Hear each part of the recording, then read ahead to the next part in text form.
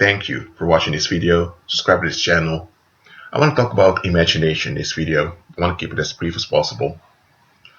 Your imagination is that part of your soul that you use daily, often without you being aware of it.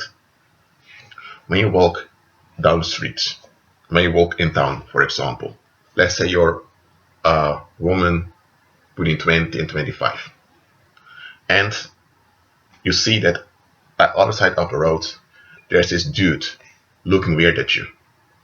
Now, factually, what's going on? That dude over there, he is stoned, he has been smoking too much weed, so he's basically spacing out. He doesn't know that he's spacing out. But you are walking at the other side of the road, and he's spacing out in your direction, but he doesn't even see you because he's just spacing out. But you're standing there.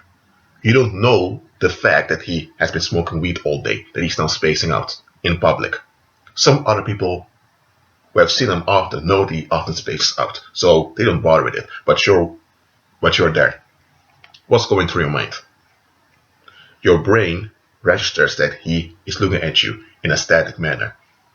So your brain registers that something isn't right there. So you begin to feel uncomfortable. And based on the data that's in your mind, you are imagining what is going on.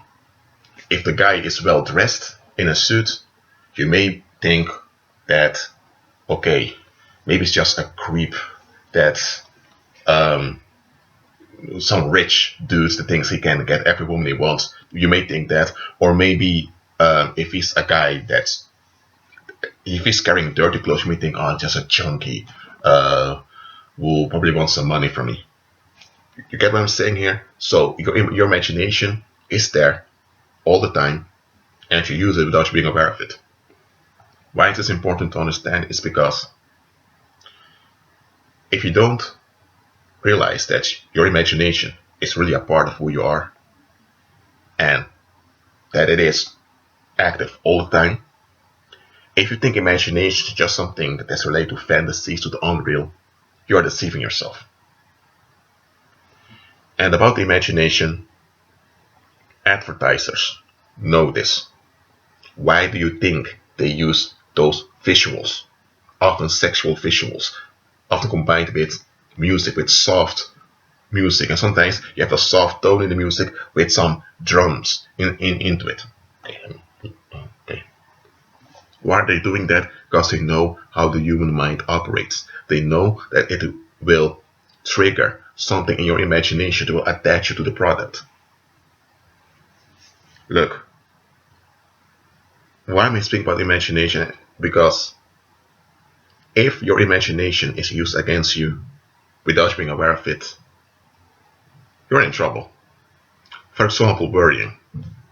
Okay, let me give an illustration. You received a paycheck. You need to pay the rent, but you miss 100 euros. Just an example. Or maybe you handed in an assignment at work, but later the boss says he didn't receive your assignment, but you think, but I handed it in. Or maybe you're a student and you handed in, I would say you handed in your assignment for a course, but then you look on Blackboard and you didn't receive a confirmation that you've handed it in, and it's past the deadline. And this course is only given once a year. So then what's going to happen now? Your imagination takes over and you're going to think, oh dear, if I don't pass this course now, I need to wait another year, I will have to graduate later. Then all of those things are going through you. That's based on the data you have. So imagination works with the data that's been stored inside of you, due to the conditioning, to your upbringing, and due to the data you receive from your environment. So worrying is your imagination projecting, and your imagination projects a bad outcome for you, and you believe that bad outcome. That's what worrying is. And you look at it carefully. So, is there anything wrong with imagination? No. But your mind ought to be renewed. In the book of Romans chapter 1, it talks about how I just say, oh, the reprobates, they have vain imaginations. It doesn't say that they had imagination, it said they had vain imaginations. So an imagination doesn't have to be vain, but there are those out there who have vain imaginations. And a vain imagination doesn't have to be something non-existent. A vain imagination can be any expectation that is factual, but in the long run that expectation will turn on you. That expectation has fatal side effects that in the long run will cancel out the short-term benefit you received. For example, someone that's smoking crack often, or someone that's drinking a lot. It works, they are relieved, they can continue to function, but in the long run, it has fatal side effects for them. In the same manner, people have a lot of expectations that they don't examine, and they imagine outcomes based upon those expectations. And sometimes it's factual, but even if it's factual, it's not going to help them. And that brings me to the next point. If you disregard your own imagination and you don't realize the power of it, others will. Just like advertisers use your imagination against you to cause you to buy products, the same way the enemy can use your imagination against you to trap you in the negative. And here's the thing, you are a spirit being with a soul living in a body. Okay, you're not a body having a spiritual experience. No, you are a spirit being with a soul living in a body. That's who you are. That's why you, as a spirit being, you emit energy. You're an energetic being. And as an energetic being, your imagination has effect upon the energy you emit from you. That's why those that have negative thinking patterns, their imaginations tend to be negative. And when that energy emits from them, their imagination, their imagination doesn't steer the emission from them, but their imagination has an impact on how the energy flows from them. And this is not magic or new age what I'm telling you, this is just practical fact here. Haven't you noticed that there are some people, let's say you have a crowd of folks, and there's this one guy or this one gal there that stands there, and you sense some presence with them. It's not a joyful presence, it's not peace, but you sense some kind of shock over there with someone. What's going on? That individual has a lot of negative energy emitting from them, and they have wrong imaginations, fearful imaginations, and there are demons feeding off of it. And here's the thing, let's say that this guy that stands over there is so into making money. He needs to make money or else he's worthless. That's his thinking. And he's imagining that if he doesn't get money, something bad is going to happen. Now demons are feeding off that energy that flows out of them, so demons are happy. So that guy now, one day, decides to imagine that money comes to him. You learn something online, in some online course on how to imagine money coming to him. Magician on call's thing, by the way, but he has no knowledge of the spiritual, just thought, why not, some psychological trick. So he listened to the self-help guru and he began to imagine it. Visually, he imagined money coming to him. This was emitted in his energy field. And the demons captured this. And the demons were empowered already by his negative energy. So the demons now were fed. And they were also fed that visual imagination he had. Because the demons were bound to him, because they had access to his energy field, because he was in the negative and emitting all this negative energy. So what happened now? The demons realized that he was after money, and the demons were empowered by his negative energy. So now that guy is standing there. Let's say you pass by. You sense there's something coming from that guy. But then there are people who are kind of drawn to the guy. And the people are drawn to him tend to be kind to him, tend to ask him if he needs some help, and they tend to hand him out some banknotes. What happened here? That guy learned a magical trick. He wasn't aware it was magic. He began to practice it, and the demons were activated on his behalf. His imagination his imagination activated the demonic spirits. So when that guy now sensed that people became generous unto him financially, he thought, well, this thing works. And it worked, indeed. But here's the problem. That guy did not see that it was demons working on his behalf. He did not see that it was his negative energy that fed the demons, and demons were working on his behalf, and he did not know that those demons had no good intentions with him. The demons worked on his behalf to reward him operating in magic so that he would continue in it. So it was really the demons manipulating him in a certain direction without him being aware of it. So his imagination was a part of it. Or let's say now that you have a gal over there, and this gal, she's so frustrated, she wants to find the right man. She wants to find the right man that treats her well and all of that, so she dresses sexually provokingly, short skirts, high heels, and all of that. She walks a certain way, she's stressed out all the time. She has her imaginations. There are demons around her, feeding off of it. And now you are saying that you're a guy. Maybe you're in your 40s, you're married already, or maybe you're in your 20s, or you're a teenager, doesn't matter, you're a guy over there. The demons see you. The demons see that you are a man with confidence, that you are happy. Now what happens now? This girl over there is unhappy, and she's looking for relief. And you have this doses of positivity with you. You're a sexual being as a human being. So what happens now? The demons who are activated and are empowered by that girl's negative energy are grabbing to your energy fields. They're really grabbing. And you sense that if something is, let's say, pulling you. And then you look, what's going on?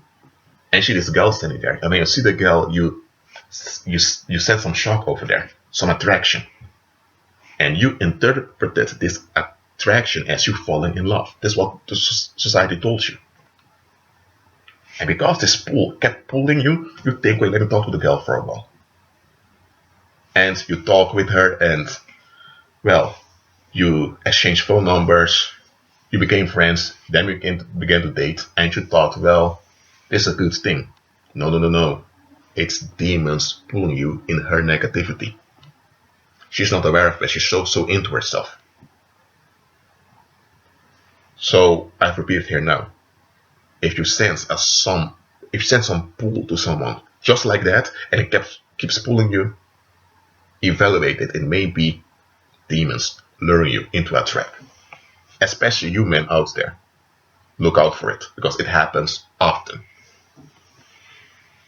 But in both cases, both in that guy that was after money and the girl that was after emotional validation from men, their imagination was active. And demons use their imagination. And here's another thing. When you have warlocks, for example, that are after people, they don't have to pick a gun and shoot at someone. No. They can just, as warlocks, meditate in the negative, empowering the unclean spirits around them. And when they see someone, they can just keep looking at someone, and their negative energy, because of their focus, goes towards an individual, and they can imagine in their mind that someone is being stabbed, or that someone is collapsing, all of that. And their imagination that now directs the flow of energy from them causes discomfort with you. Haven't you noticed that sometimes there were people staring at you without you being aware of it, and you felt uncomfortable inside of you? You tend to malfunction. That is what's going on. So people out there in the negative, in the occult, they use their imagination, and they have trust in it, and they practice it. I'm not telling you to do that. You have something far better. You have the Holy Spirit if you're born again. and you still have your imagination. That's a part of you. So use your imagination in line with Christ. That's possible. It's possible that you just walk around, you're in the spirit, you're in agreement with Christ, and that there's someone over there that suddenly looks at you. That individual that looks at you is going through a lot of drama in his or her life, and they sense some positivity coming from you. And when you look at them staring at you, you say hi, you're just very positive, and you imagine good stuff about them. What's going to happen? You are emitting true positivity from you, and that true positivity, if it is well received, will benefit that other individual. But in our cases, the positivity is not well received, and they revolt against it. Because that's also what you need to understand. When you operate in the positive, I'm not talking about some positive energy or some relief like people in the New Age do. I'm talking about when you operate in the positive, when you operate in agreement with Christ, there will be people revolting against your positivity, against the light that shines through you. They will. Why? Because they are in the negative, and they are comfortable in the negative. I'm not saying comfortable, they are alright, but they've gotten used to the negative, that they are so familiar with it, so they are comfortable with it. Even though they know it's negative, know it's waste energy, and they want to get rid of it, they're comfortable in that tension. So when you come with the power, the positive, they feel threatened. And what happens now? They will sense, because of the positivity that comes out of you, that darkness, that negative, they're going to experience it for what it is. But what happens now, they will associate that discomfort with you, and they'll project it onto you, they will imagine it onto you, and kind of dump it onto you in such a manner. And then you're under psychic attack. So as a believer, you will encounter psychic attacks. There are a lot of folks out there who are just in the negative, they have no intention of renewing their mind and seeking deliverance. So when they see your positivity, they'll get upset. They'll think, who the heck does he think he is? Always smiling. Why are you so positive? Why does he treat me so kind? Oh, I never asked for it. Blah, blah, blah. They are in the negative. And such people, they will either look dirty at you, or they will ignore you, or they will talk bad about you, or they will try to drag you in their negative so they can dump their waste on you. They are using their imaginations to trap you. Why am I sharing this with you? I want you to be aware. That's why it's important that your mind is renewed. Because if your mind is not renewed, your imagination operates based on the data you have.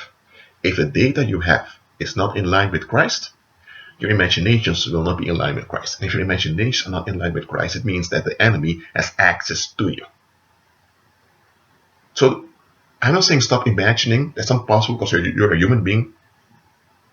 The imagination is a part of your soul, it's a natural thing, but don't give the devil a foot. Because once he has a foot in the door, he'll come in. And once he's in, all his demons will come in. And they'll have a big party at your expense, and they'll use it to kill, steal, and destroy through you without you being aware of it.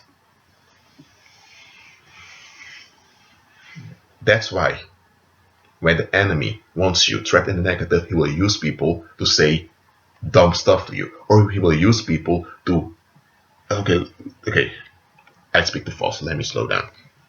The enemy, when he wants you in the negative, he will demonically inspire some people to envision a bad outcome concerning you. That bad outcome does not exist, but now that individual who's not aware that demons are telepathically sending messages to their brain, that individual now imagines a bad outcome concerning you, and that individual now, thinking that is their own idea, tend to give you advice, or they will tend to act out against you, or trying to warn you. And what's happening now? Without the individual being aware of it, they are bewitching you.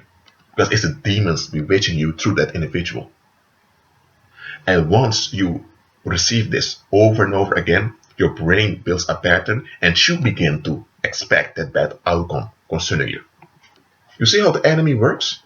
That's why it is important to evaluate the people you have close to you. You walk in love towards everyone, but you cannot walk in love with everyone. Because some people, well, demons have easy access to them and they don't evaluate anything. So when the enemy wants to lure you into a trap, who is he going to use? Those that are close to you. I'm not saying you can't have people close to you, but evaluate the people you have close to you. Evaluate how they are spiritually. Look, there are some people that the Holy Spirit has cast out from you.